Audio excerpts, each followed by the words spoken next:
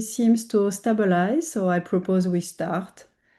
And but first of all, I would like to thank everyone and welcome everyone for the participation to the first webinar organized by the ProTwin project. Do you hear me well? So I will ask maybe to everyone to cut the microphone if not done yet.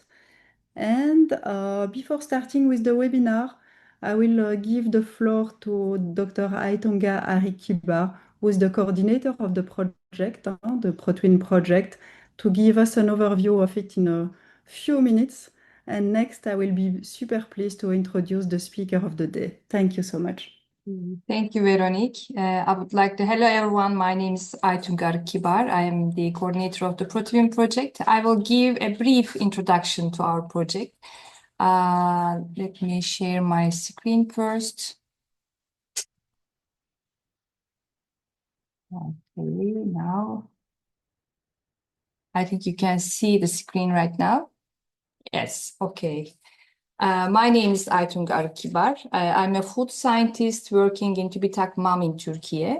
I'm also the coordinator of the ProTwin project. I would like to just give a brief information. It is a Horizon Europe project, and it's a 3 years project. As TÜBİTAK MAM, we are the coordinator of this project, and we have partners from Denmark, Aarhus University, University of Liège from Belgium, and CNR from Italy. And we have also associated partners, mainly from Turkey, but also we have some associated partners across Europe. It's a 3 years project. We have completed the first year already. And our project journey has started with the most challenging questions of the, I think, 21st century. As all of us know, aware of that, our population is growing very fast, and there will be 10 billion of people by 2050. So the question is how we will feed these 10 billion of people by 2050. Because our food systems are not very sustainable. There are some safety issues and the efficiency problems. And when we talk about the food security, the protein security goes hard to this challenge. And currently, we are fulfilling our protein demand mainly from the animal-based food chains.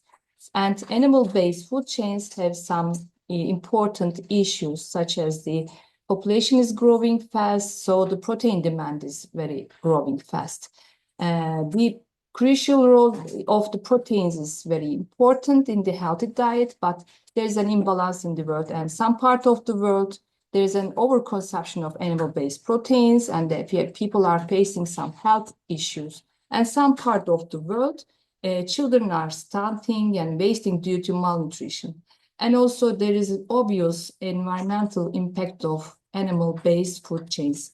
So the solution could be the protein diversification. We can define this as a transition from a resource-intensive animal-based proteins to a more sustainable, affordable proteins, such as plant proteins, microalgae, edible insects, and also stem cells, single-cell proteins. In our project, we are focusing on plant proteins.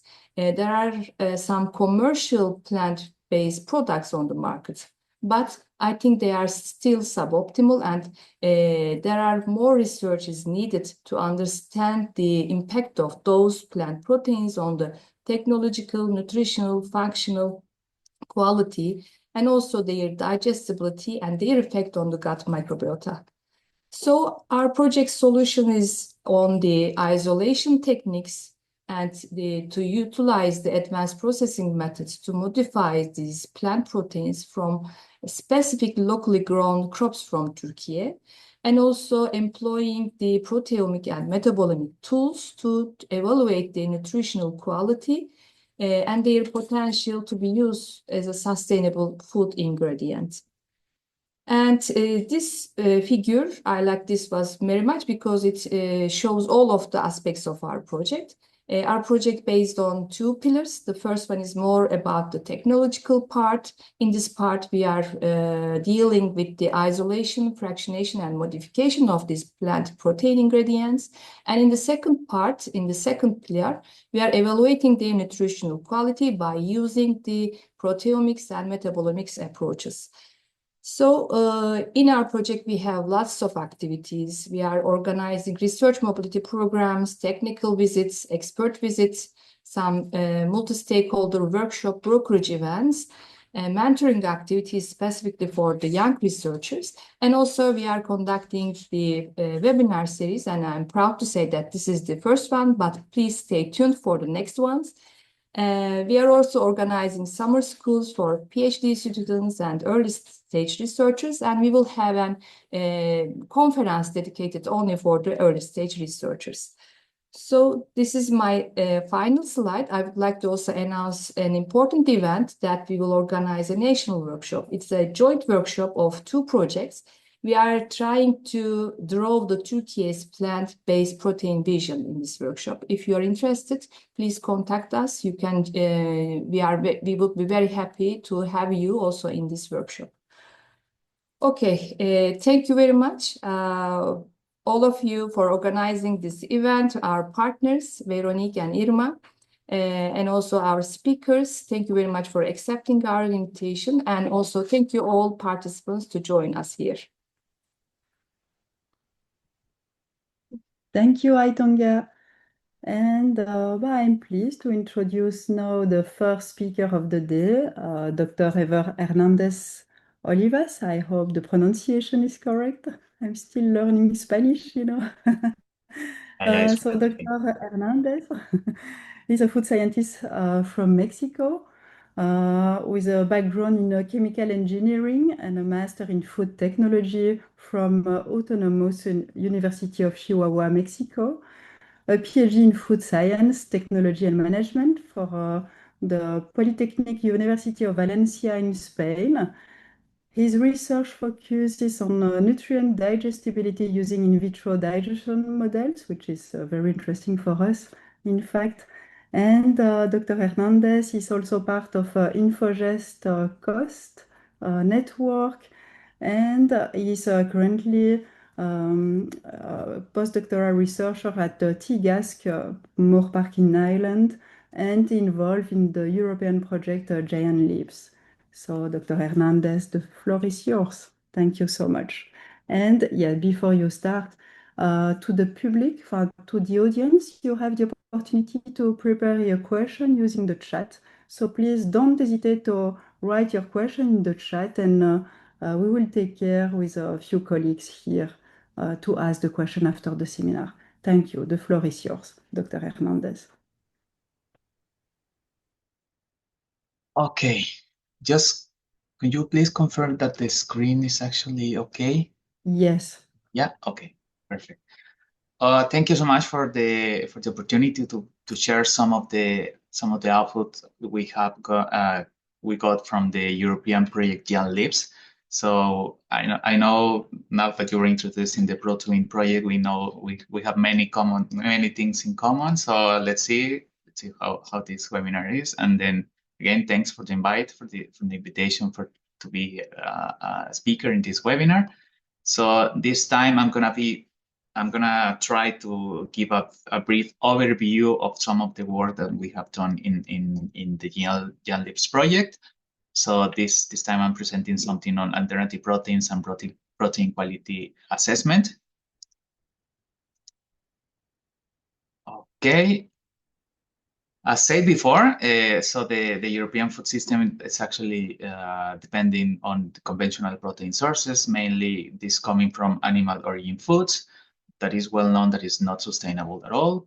And then we also consider that the population is growing, and this is actually bringing higher protein demand with that increase by the 78%. So for this, we consider that we need a dietary shift, and this dietary shift, this may be driven by alternative protein sources. these protein sources, well, this dietary shift aims to transform the food system into a healthier, more sustainable and inclusive. And then to guide this dietary shift, this multidisciplinary approach is needed. So that's how the Young Lives project was proposed. So the title is here is like the gap resolution in safety, nutritional allergenicity, and environmental assessment to promote alternative protein utilization and the dietary shift. So it's very comprehensive, it's very clear. So more or less you can get an idea of what we are doing in the Young Lives project, but I'm gonna give a brief overview. So we are a multidisciplinary approach composed by 34 partners. Many of them are universities, research institutes, companies, network organizations, etc. This project is being coordinated by Wageningen University.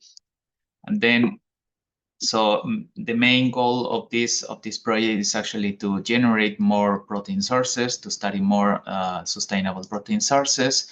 But also one of the important things to consider is to use like mild processing and sustainable manufacturing, considering that it's gonna lead to the techno-sensory and nutritional properties.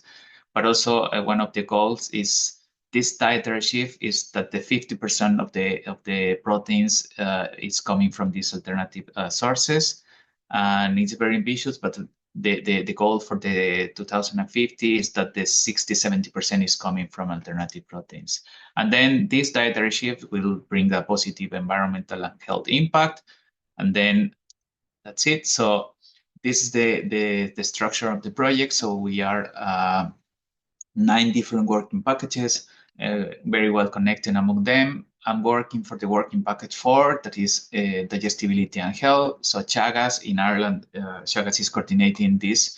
That is actually the biggest working package in this project. And in working package 4, digestibility and health, we have as objective to generate first a lot of information, and then we call it nutritional passport. So this nutritional passport is including composition, data on composition, protein quality, bioavailability, anti-nutritional factors, etc. But also one of the goals is to bring methods, in vitro methods for protein quality and bioavailability. We have an in vivo human intervention trial. So some of these proteins, the one that I'm going to talk about later, they were selected and then they were processed to produce foods for this human intervention trial. But finally, we also have this assessment of the health effects, the downstream health effects on the ingredients, because for us it's important that these proteins, apart from being nutritious and delicious and sustainable, they have to bring something to our health. For example, we are looking at the satiety and muscle maintenance and growth. So this is our amazing team on Working Package 4. It's composed by 3 academic partners. We are in Chagas. We are five members in Chagas in Ireland. The leader of this working package is Andrew Bodcorp. I'm also working under the supervision and Linda Giblin. I am the only postdoc in Chagas, but we have PhD students. Also, we are collaborating with the University of Naples in Italy and with our partners from INCAE and AgroParités Tech in France. And then we have collaboration with these industry partners, Unilever, Friesland Campinas, Coquette, and Danone Nutri Research Center. So coming back to the nutritional passport, many protein sources were actually considered, but at the end, the main consortium group selected, shortlisted all 8 alternative protein sources. And some of them are plant-based. We also have microalgae, bacteria, insects. And then from these 8 different protein sources, 20 different ingredients are derived from this. And then we are working with this protein, these 20 protein ingredients. So then I mentioned before, like the protein quality, and the definition is like protein quality actually measures the food's ability to meet the body's requirement for essential amino acids and nitrogen. And this is determined by factors like essential amino acid composition and digestibility. So let's say we need these 3 factors: the amino acid composition, the digestibility, and the human requirements of indispensable amino acids.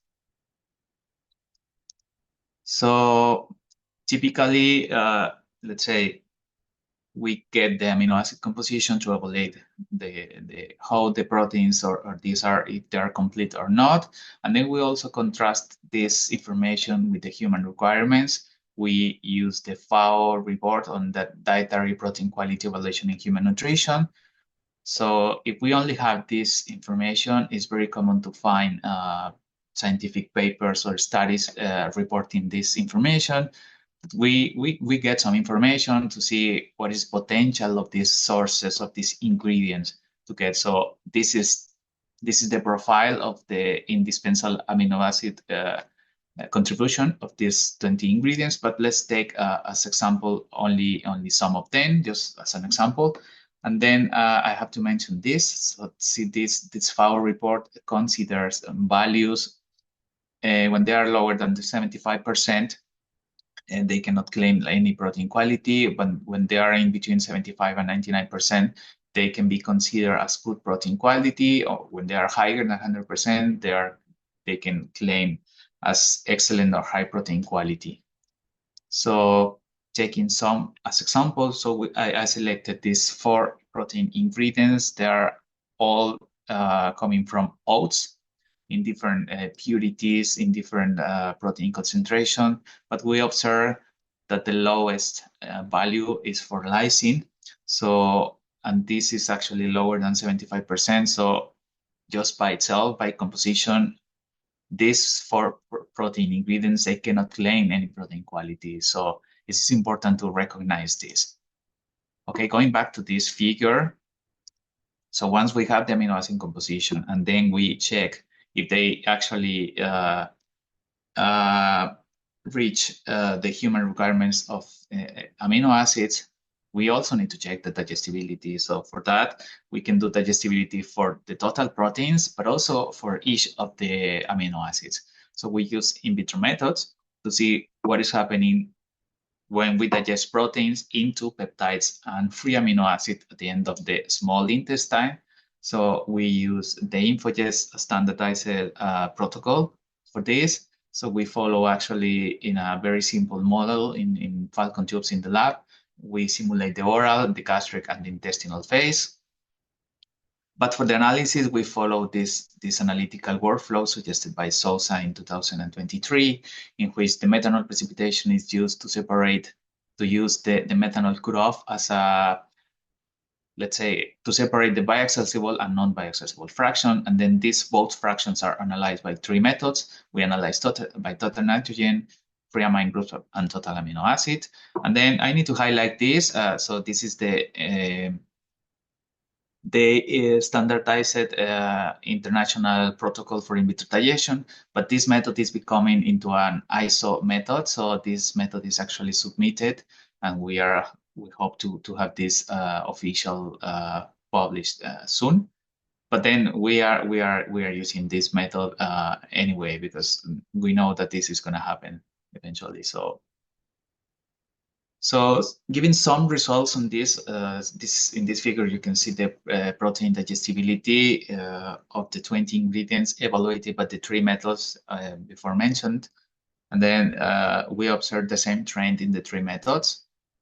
But also with more information that we were actually analyzing, we observed that more factors matters for digestibility. Let's say we know that processing matters. The native state of the proteins may impact or not the digestibility. We also observed that the processing to get like different protein purity, let's say, we observe higher protein digestibility in isolates than in concentrates and than in flours. But also some of the ingredients that we are working with, they have been subjected to processing such as deflavoring. And then we also observed that this processing is actually improving the digestibility. And lastly, but not least, the structure matters as well. Okay, once we are considering these 3 factors, the composition, the digestibility, and the requirements, the nutritional requirements, we can actually calculate the in vitro DIAR. DIAR is standing from digestible indispensable amino acid ratio. And then we get all these values for the 20 ingredients for the amino acids. But then using the same example that before, so we see that lysine is still the lowest values. So we consider this as is the lowest DIAR value. This actually represents the DIAs, and this value is given the score to the ingredient. And then after the digestibility, we see that the score of this cannot claim any protein quality. And then as a matter of comparison, if we check like the before and after the digestion, we see how these differences are shown here when you consider or not the digestibility. So with this method, with this in vitro method, you can actually get more realistic, more confident values, and then this can be useful for developing food or any other application. Then talking about applications, and then the topic of this webinar was actually meat and dairy analogs. So we move from analyzing ingredients to create some ingredients, some foods, and then I'm going to present some examples. So in collaboration with other partners in the project, we made some high moisture extrusion processing to make some meat analogs, because this processing is well known to change the native structure of the proteins, causing the amino acids chains to unfold. Then once these proteins are unfolded, they start forming interactions and bonds within the proteins with each other, and forming different amide, sulfide, and hydrogen bonds. And then once this is happening, the proteins keep flowing to the dye of the extrusion process, becoming texture by aligning layers. So these layers can actually be at the end in the final products as fibers. These kind of fibers that we find in real meat like beef, pork, or chicken. So in this study, the aim was to mimic the average nutritional profile of 3 types of meat: the beef, the pork, and chicken. But we also wanted to analyze, well, to design this extruded by just mimicking good protein profile, but also trying to improve the micronutrient profile of this. For this, we use different protein ingredients from the 20 that we were studying before, and then so we obtained 4 different products. So we have the control. Our control was fava bean protein concentrate, and then we were blending with single cell proteins, microalgae, and bacteria protein. So we obtained 3 different blends plus the control, and trying to optimize the composition and everything. We obtained like 3 blends, one mixing with microalgae, the other mixing the fava bean concentrate with bacteria, and the third blend was mixing the 2 single cell proteins with the fava bean concentrate. And then we decided also to cook these extrudates to make it more realistic. Then once we cook, we actually digested like uncooked and cooked using our in vitro method to see what was happening with the proteins and also with the minerals at the end of the small intestine of the method. So we also looked at the behavior of these samples during the digestion. And just visually, we can actually see how the cooking actually lead to a more complex structure. And then we can actually observe if the aggregates are harder to disintegrate during the digestion, or if we see some aggregation, etc. So we looked at the protein digestibility by the 3 methods. We observed actually very high values. And then if we compare with the protein digestibility of the individual ingredients, we actually see an improvement of the digestibility. So meaning processing improved digestibility when we compare the ingredients with the food and blends. And then we also observed that the cooking may decrease the protein digestibility. We attribute this slightly decrease to structural changes. But overall, we observe high digestibility values in all the blends. So when we look at the in vitro diet, we observe very, very good results in this. And then looking at the lowest in vitro diet, we get the dias, and then some of them, they are actually very near to 100%, but still all of them presented values in between 75% and 99%. So these proteins, the proteins from these products, they can actually be claimed as good protein quality. So following with the bioaccessibility of minerals, so we looked at the minerals. This is the profile of the minerals that we observed during this analysis. So we took the end of the intestinal phase. We separate like the bioaccessible, non-bioaccessible fraction, and then we use a 3 kilodalton molecular weight cutoff. Then we analyze by ICP-OS.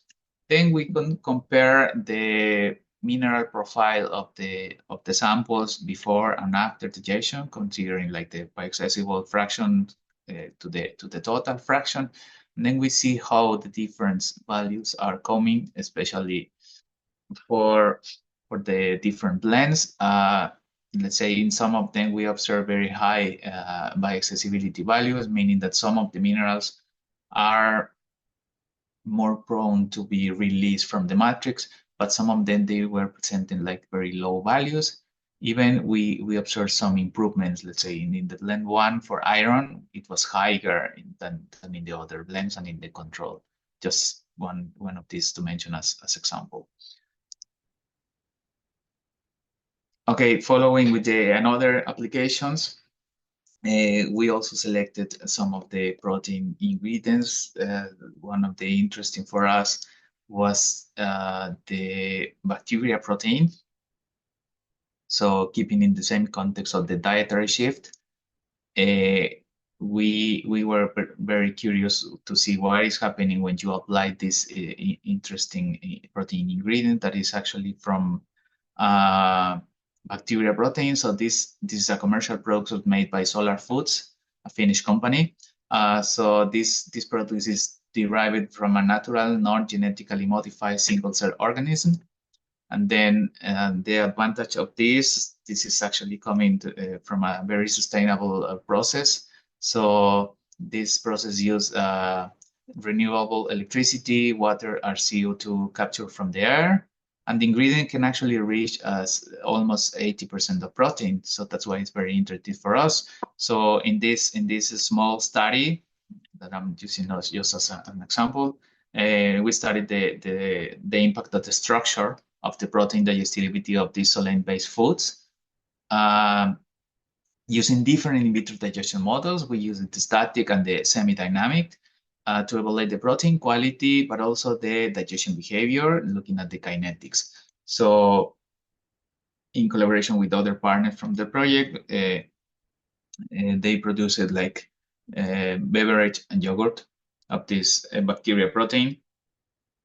But also we use a plant base that is well-known, well-studied already. They produce like pea beverage and pea yogurt.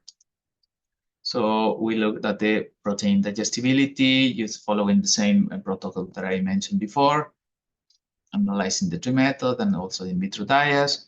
But in this case, we decided to go for a more advanced method, so which is the semi-dynamic in vitro gastrointestinal digestion. That is also a standardized protocol. So the particularity of this method is that the gastric phase is actually a dynamic part. So we took like 5 different gastric emptying points, and each of these gastric emptying points is followed by the static in vitro intestinal digestion. And then to look at the kinetics of the digestion at the structure, we analyze the microstructure by a confocal laser scanning microscopy. We check also the particle size distribution during the digestion.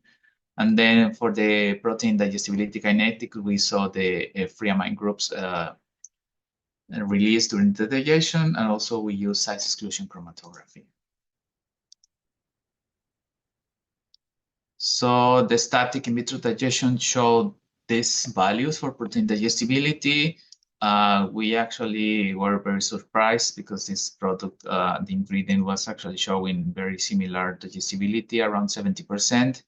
And then, well, this beverage has to be like pasteurized, subjected to heat and processing. This can actually impact for positive or negative way. And then we observed that the Solein product showed lower protein digestibility compared to the pea products overall. And also it looks like the fermentation led to a decrease in digestibility in the Solein yogurt.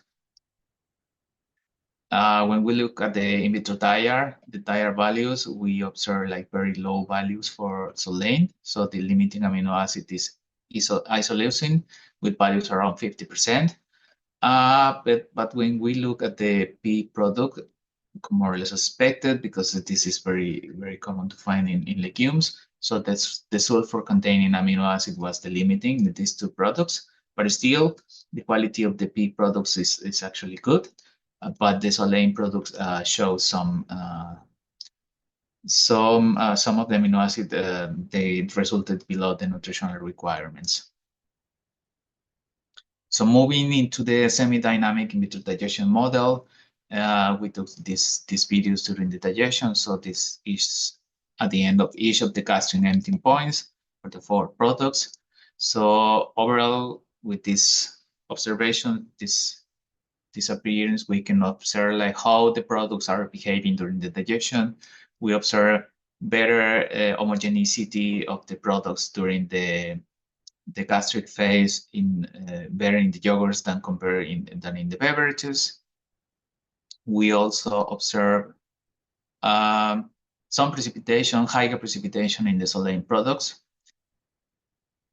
And also we can also check like some correlation was happening, especially in the pea beverage around the 2nd and the 3rd gastric emptying point. And this can be explained because this is actually close to the isoelectric point of this protein.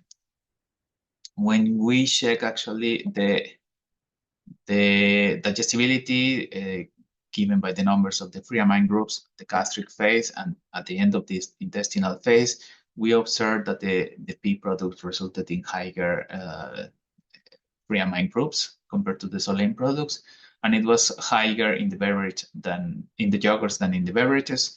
Mainly, this is induced by the fermentation. But at the end of the intestinal phase, same behavior. It was higher the release of free amine groups in the pea products compared to the bacteria protein, and no difference was shown in between the yogurt and beverage for Solein, starting in the 2nd intestinal emptying point. So the size exclusion chromatography actually shows how's the profile, how's the distribution of the peptides in the products. So we observe milder changes over the digestion in the yogurt. This is actually attributed to the fermentation because it's, let's say, the protein is pre-hydrolyzed by the lactic acid bacteria used in this fermentation. And overall, we observe like minor differences to the end of the intestinal endpoints of the digestion of the 4 samples. So meaning that the intestinal digestion effectively compensated the changes of the dynamic gastric phase, showing higher than 90% of the peptide, lower than 1 kilodalton.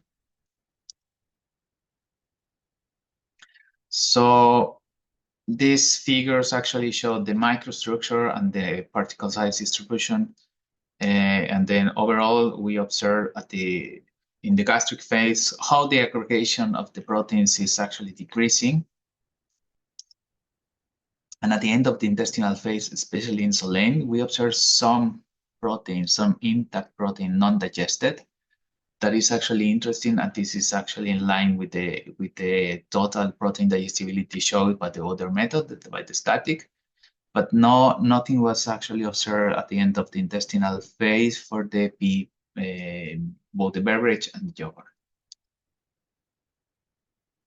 So overall, taking, let's say, the three study cases of the ingredients and the food applications, we can say that the protein quality assessment is needed for novel protein sources.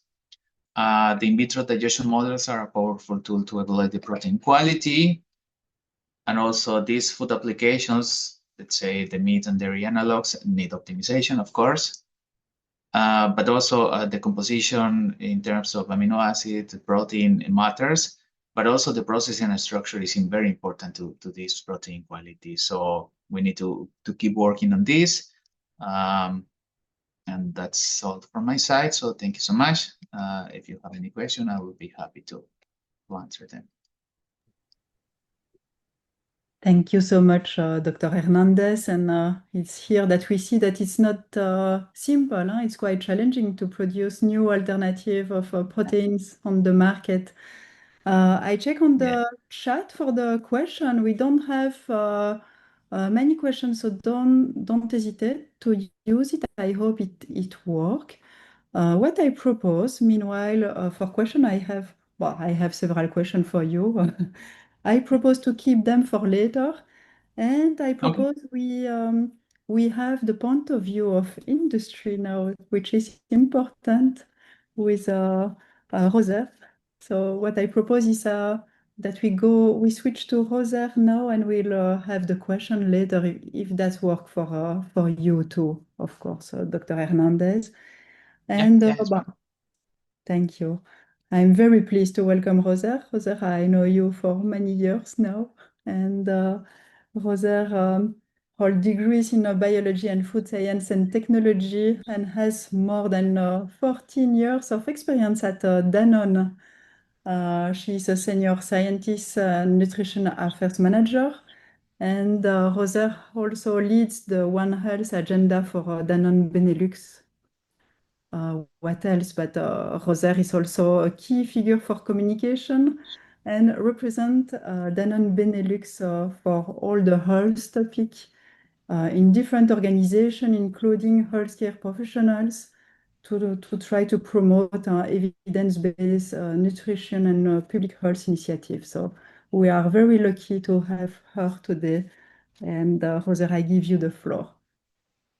Thanks, Veronique. Do you see my screen already?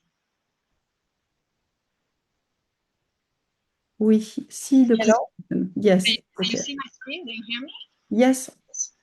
Perfect. Good. So, yeah, thanks, Veronique, for the presentation and the opportunity to present today in this first webinar. I've been indeed asked to present about our experience in Danone in plant-based alternatives and the role actually of this category in plant-based eating. But first of all, I'd like to start with the presentation of who we are. At Danone, actually, we are committed to our mission, which is bringing healthy food to as many people as possible. And this we do through our vision, which is One Planet, One Health, that probably you've heard. Because we actually strongly believe that the health of the planet goes, it's intrinsically linked with our own health. And this actually started already in 1919 with Isaac Carasso, the first that produced Danone yogurts, that started producing those yogurts and actually were sold in pharmacies to help children at that time with intestinal disorders. So more than a century after, actually, this Danone keeps this original purpose on focusing globally and locally on this unique health-driven portfolio. And actually, we have 4 different categories. We have one category which is dairy, which is the most known, which where we want to install more daily health routines and of course in line with the food recommendations. But we also have plant-based alternatives to dairy, which are maybe a bit less known and not present in all markets in Europe. And this to help people transition into more flexitarian diets. And in line with our vision that I've explained before, One Planet, One Health, and knowing that currently in Europe, we could say that about 30% of the European population are flexitarians. So there's a lot of people already shifting towards a flexitarian diet, but still we need to push it a bit more. We also have a third category, which is waters, to help the consumer to have healthy hydration. And lastly, Robert, yes. sorry to interrupt. We don't hear you well by moments, so I don't know if it is the microphone adjustment or. Look, maybe I'll try like this. Is that better? Yes, it's much better. Yes. Much better. Okay, I'll try like this. It's just that sometimes it does some strange noises, but if you hear me, then I'll keep like this. Is it fine? It's perfect like you, like Okay, this. perfect. Yeah, thank you. And then, as I said, we have this last category, which is specialized nutrition, which actually brings health from the very early age to old age. And this includes first diet products, but also medical nutrition. But taking a bit a look back at our history and our vision, this is a clear continuity of our heritage.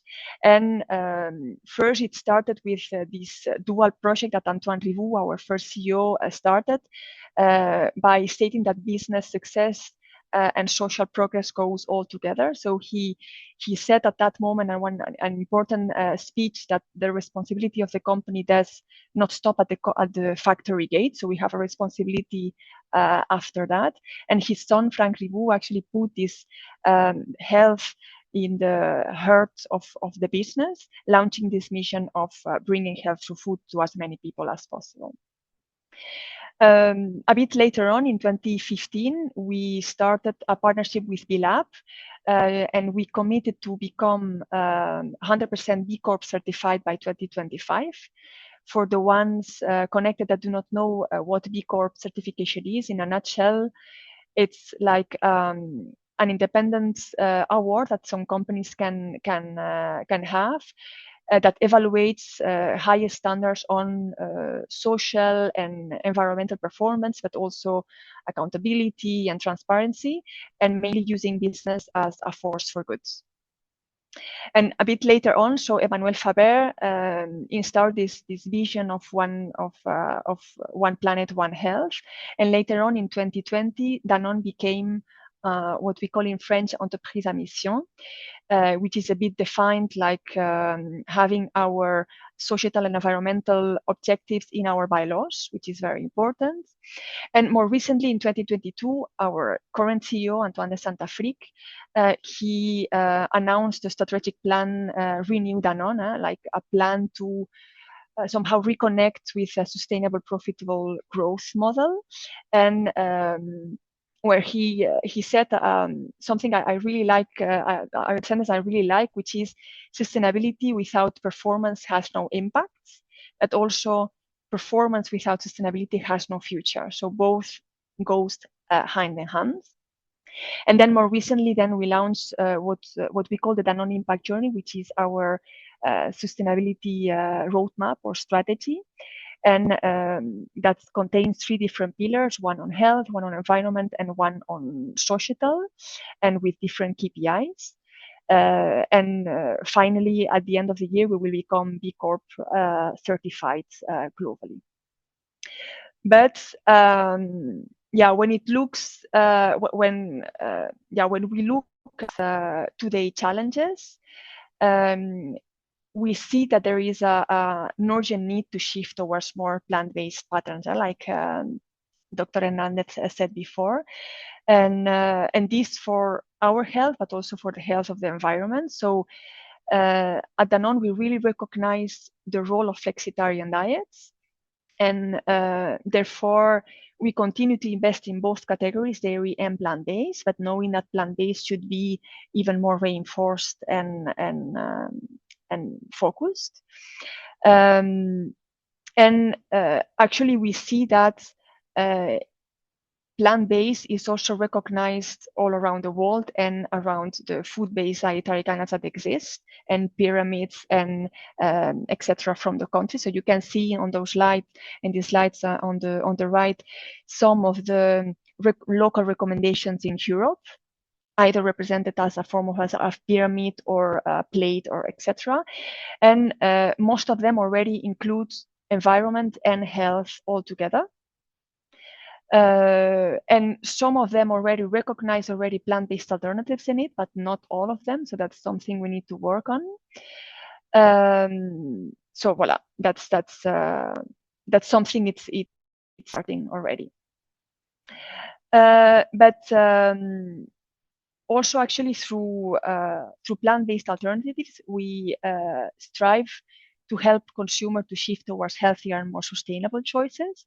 And this, we really believe that we should focus on 3 different levels, which is one, first of all, offering tasty plant-based products, which is very important to enter the category. It's a category which is not that yet known, and we need to give a full different types of products so that to attract consumers and enter the category.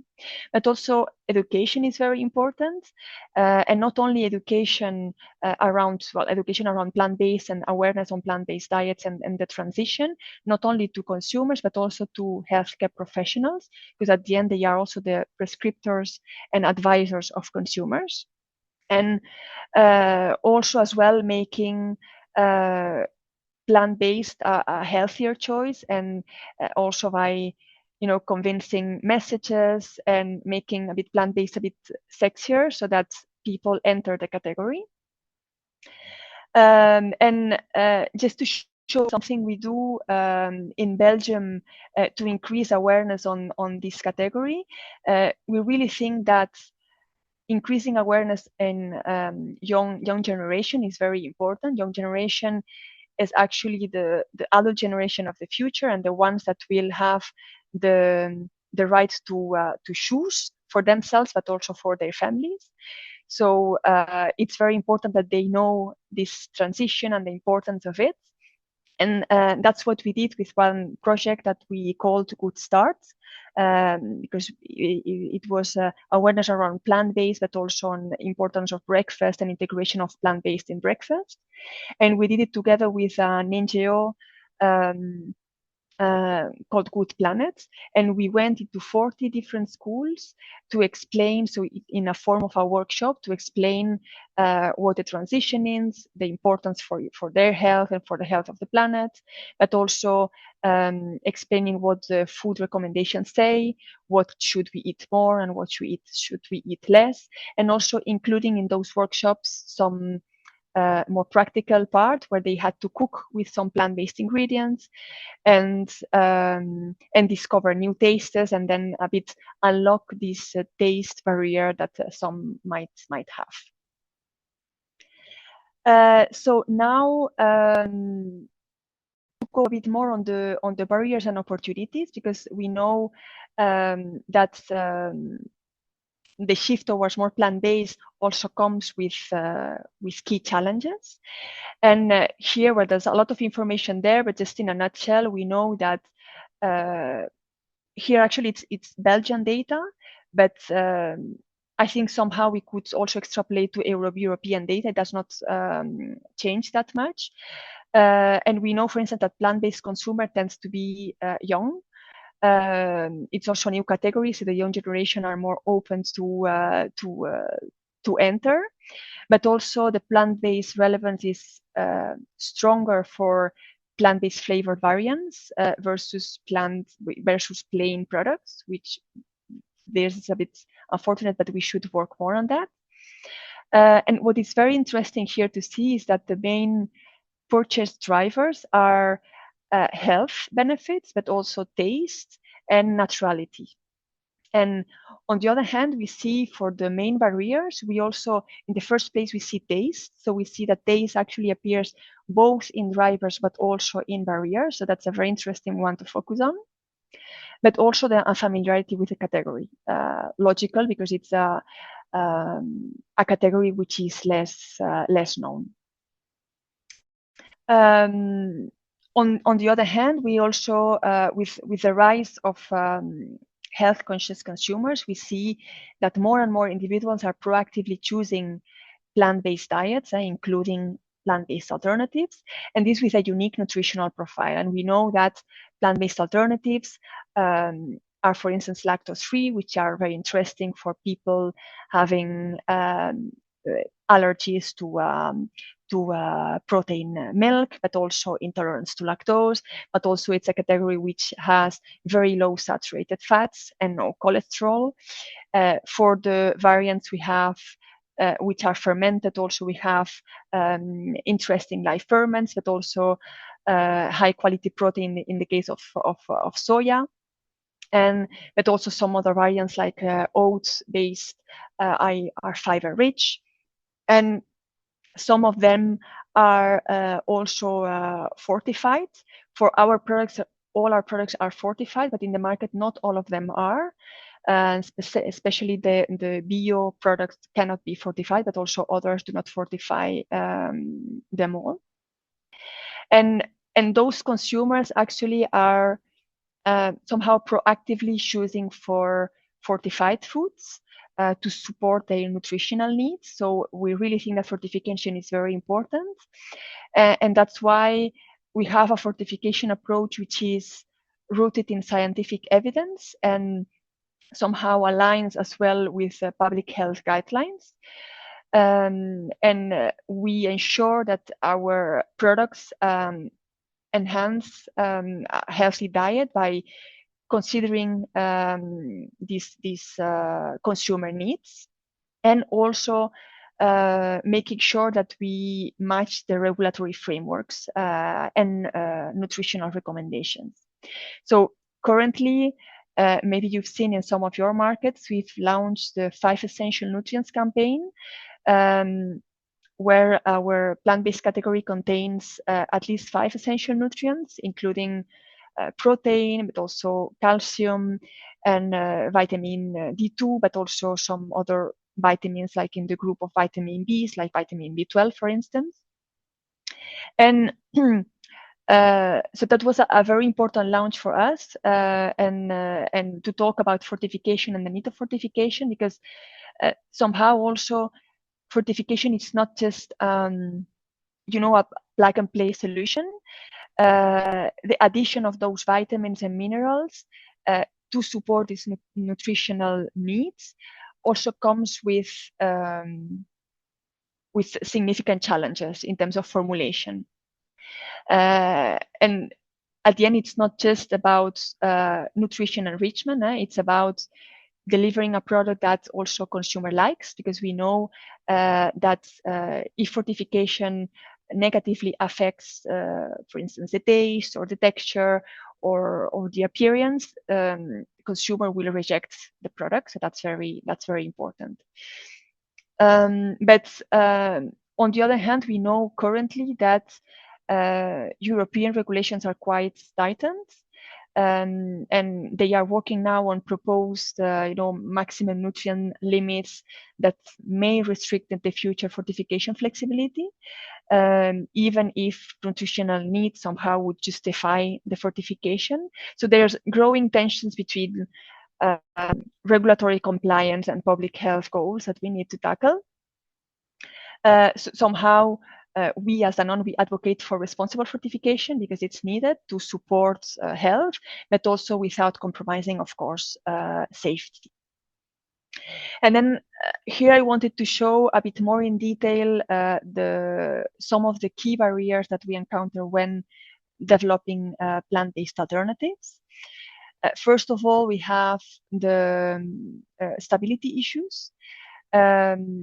Stability depends actually on different factors. For instance, the thermic process. So in the process, we need to put the product at different temperatures, and this might degrade the nutrients, but also the type of packaging that we use. So if it's, of course, a transparent bag, then light can go in and can affect and degrade some of the vitamins, for instance.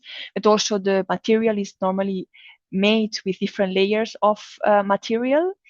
So the packaging, and then the layer which is in contact with the product might also have influence in stability of those nutrients, but also the temperature at the storage. So meaning product which is, of course, stored at ambient level versus a fridge temperature might degrade easier. And say for shelf life, the longer the shelf life, the more we will have problems. So somehow this issue makes that we need to fortify, extra fortify products to be sure that at the end of shelf life we have the nutrients that we've set in on pack, and these to overcome degradation. Another barrier could be the taste disruption. So we know, for instance, iron that has a metallic taste, and iron, it's not really a mineral which is really used to fortify plant-based, but it could be maybe in the future, knowing that iron deficiencies it's quite prevalent in Europe. But then we also, an important one for the protein transition, it's in terms of protein. We know that enrichment in protein or high protein plant-based alternative products tend to have off notes, which are rejected for consumers. So there is really a challenge there. And for instance, now we work with different kinds of sources like pea protein or soy, just to mask a bit more those off notes. But still, if we want to have the same level of protein level as a dairy, for instance, we tend to have this off note on the products. And then the last two key barriers would be the visual appeal. So that's, for instance, probably you know, but it's quite known in the literature that vitamin B2 gives a yellowish color. So when applied into plain variants, it gives yellowish color to the product, which is a barrier for consumption. And last but not least, it's about the barista products and the foaming agents that we need to add. So this complexifies a lot the products. But of course, to attract more consumers, and we need to innovate, and that's really key, and also key for Danone. And here I wanted to showcase one product that maybe you've seen in some of your markets, which is This Is Not Milk. That is a product which is made for milk lovers that want to transition into more flexitarian diets. And this product actually, it's based on, it's made with oats, but in terms of taste, but also texture and even color and smell, it's more similar to milk. So it keeps this softness that people like from milk to transition into more plant-based.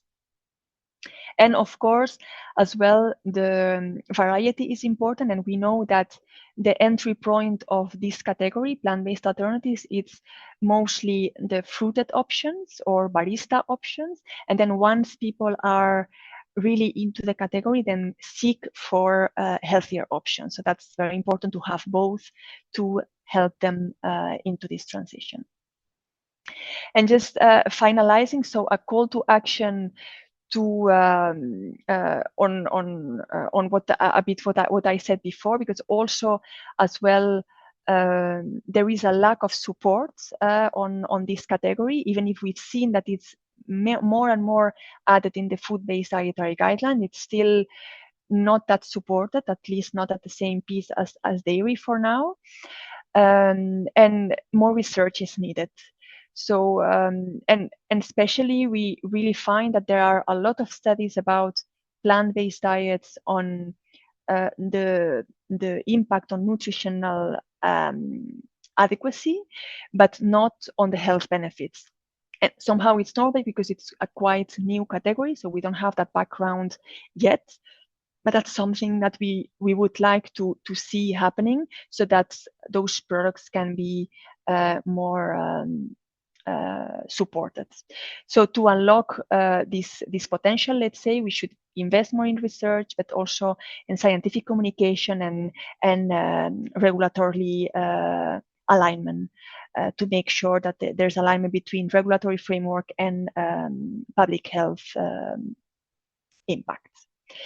And just as a summary of what I said, so health authorities should increasingly advocate for more plant-based diets, even more than what they do. Dairy alternatives are important, have a really important role to play to promote flexitarian approach, but also to it's a way to introduce more plant-based habits in consumers and to have a positive impact. And as we always say at Danone and Alpro, is that little by little, it's just little changes that make this positive impact, because people do not like to change massively from omnivore diet to a flexitarian diet. So little by little have a positive impact. But also we've seen that taste and unfamiliarity are one of the key barriers. Mostly taste is one that we should tackle, but also it comes with technical challenges and also lack of health impact, as I just said. And of course, diversity of choice is really key to help consumers to transition to more plant-based diets. So, well, end of my presentation. If you have questions, please ask. I'll be glad to answer. Thank you very much, Rosa. And it was good for us also to see the challenge of industry, especially the needs that are necessary to continue to focus on that thematic. Okay, let me check if there is some question. Yes, I see some question. Okay, one question maybe for Dr. Hernandez first about the human study that is planned. Is it expected to take place soon in the future? It was one of the questions of the panelists. Okay, maybe I can answer that question. The human intervention trial is nearly finalized, actually.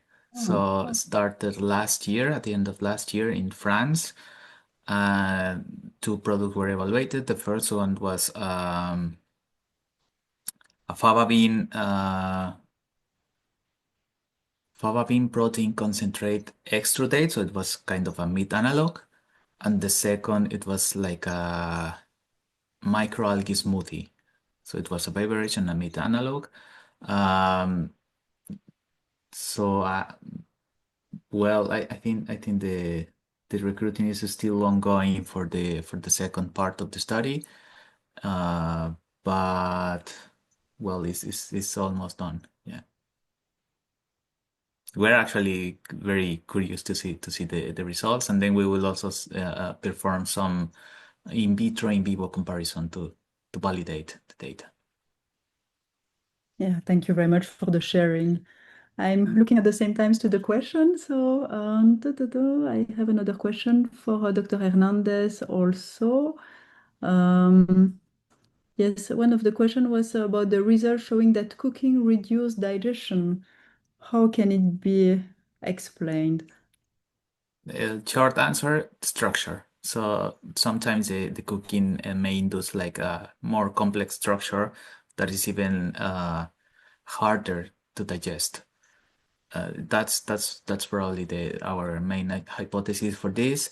But yeah, mostly we expect some like better digestibility. It depends. It depends. So we need to just play around with also the structure, and that's why we also like to look at the structure to see what is happening after the cooking, before the cooking, and everything. Yeah.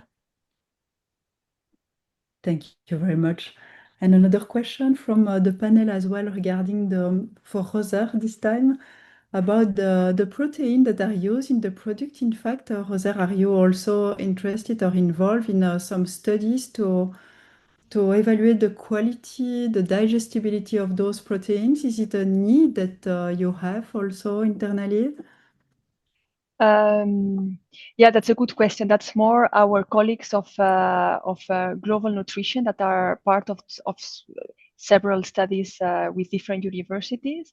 But of course, when we talk about quality of the protein, mostly at Danone, or at least in communication, we focus on soy-based because, as Dr. Hernandez said, other sources do not have the 9 essential amino acids, so it's only the soy which can be considered as complete.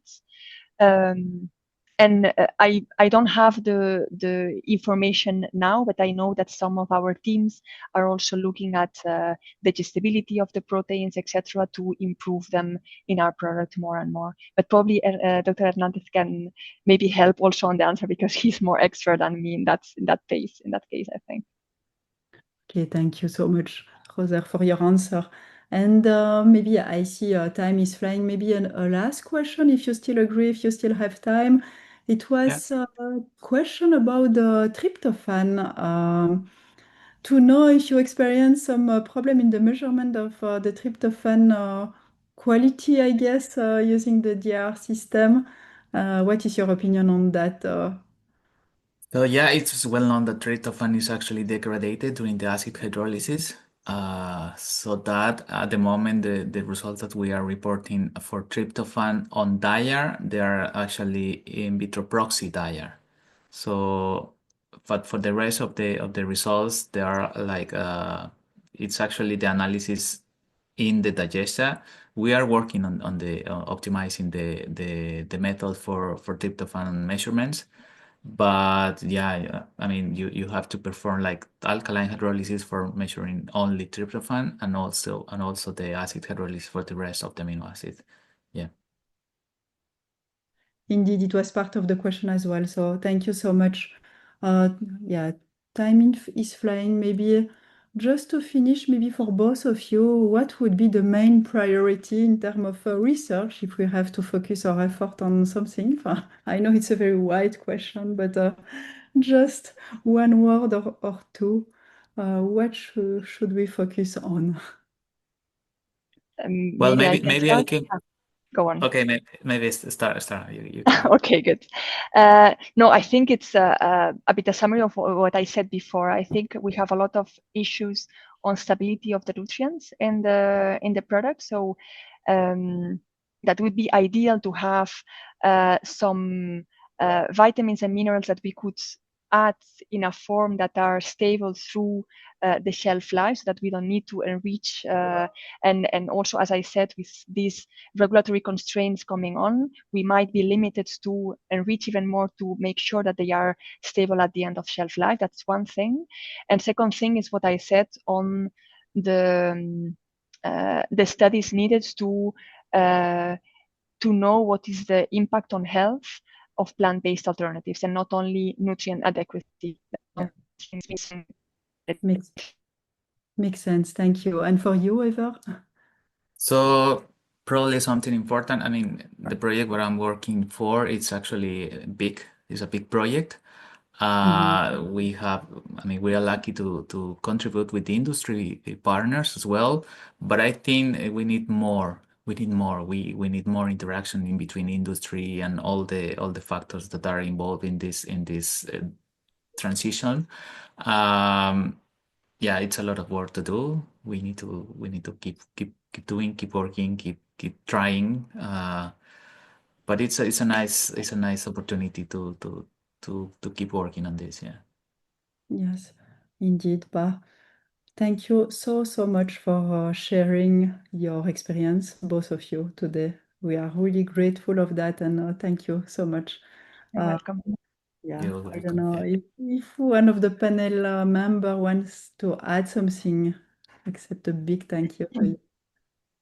Thank you very much for all of your contributions. It was very informative. Thank you very much. Yeah, so thank you very much. I propose we close this first webinar. I don't have in mind the date for the second one, but maybe we can give the date already for the audience, so you can put it in your agenda. We check for that. On the 9th December. Okay, probably December 9, next webinar. So for everyone who is interested, we'll pass the information. Okay. Thank you, Roser. Thank you, Ever, and bye, everyone. Thank you. Okay. Bye. Thank you so much. Bye-bye. Bye. Bye.